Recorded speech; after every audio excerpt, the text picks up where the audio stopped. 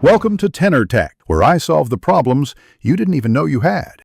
You begin by preparing both devices and confirming prerequisites. This saves time later.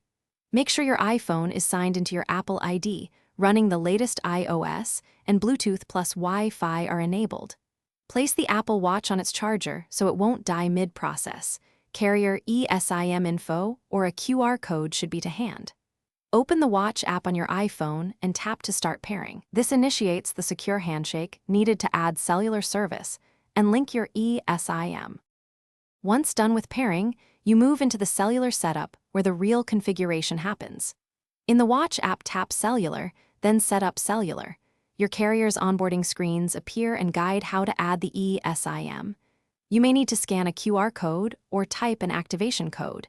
Do that exactly as provided. Accept the plan terms and choose to share or create a separate number if offered. Make sure both devices stay unlocked and connected until the carrier confirms activation to avoid partial setups.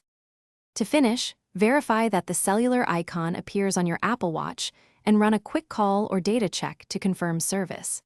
If it doesn't activate, first restart both the iPhone and watch and reattempt the setup.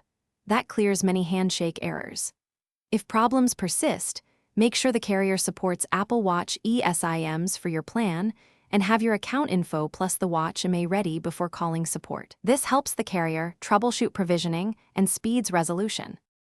Thanks for watching. Subscribe to keep your life in tune.